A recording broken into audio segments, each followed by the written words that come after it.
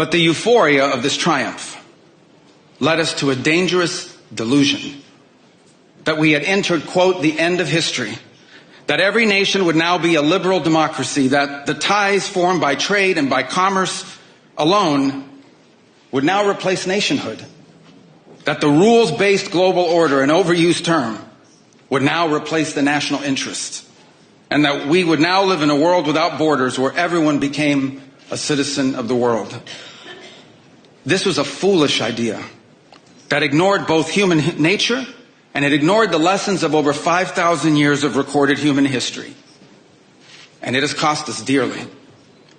In this delusion, we embraced a dogmatic vision of free and unfettered trade, even as some nations protected their economies and subsidized their companies to systematically undercut ours, shuttering our plants, resulting in large parts of our societies being deindustrialized, shipping millions of working and middle-class jobs overseas, and handing control of our critical supply chains to both adversaries and rivals. We increasingly outsourced our sovereignty to international institutions while many nations invested in massive welfare states at the cost of maintaining the ability to defend themselves.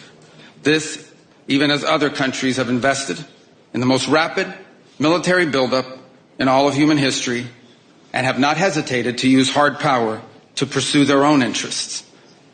To appease a climate cult, we have imposed energy policies on ourselves that are impoverishing our people, even as our competitors exploit oil and coal and natural gas and anything else, not just to power their economies, but to use as leverage against our own. And in a pursuit of a world without borders, we opened our doors to an unprecedented wave of mass migration that threatens the cohesion of our societies, the continuity of our culture, and the future of our people. We made these mistakes together.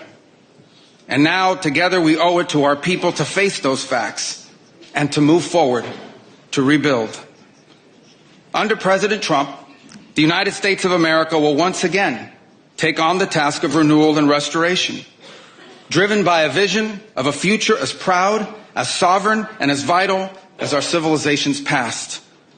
And while we are prepared, if necessary, to do this alone, it is our preference and it is our hope to do this together with you, our friends here in Europe.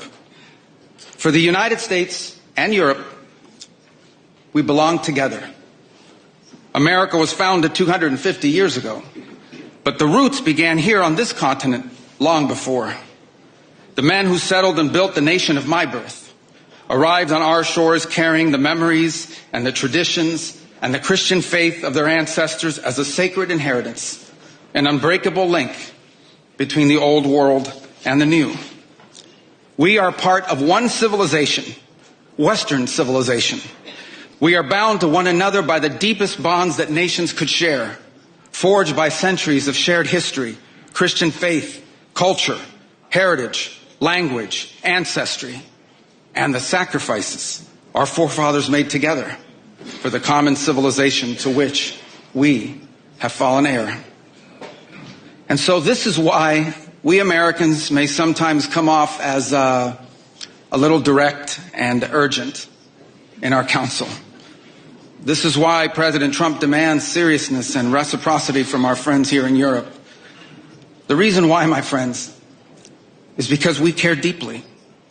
We care deeply about your future and ours. And if at times we disagree, our disagreements come from our profound sense of concern about a Europe with which we are connected, not just economically, not just militarily. We are connected spiritually, and we are connected culturally.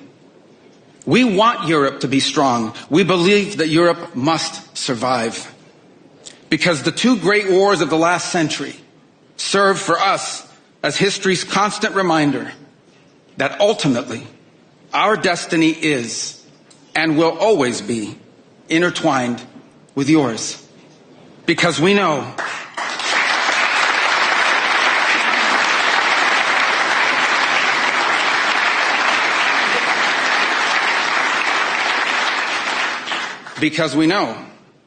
that the fate of Europe will never be irrelevant to our own.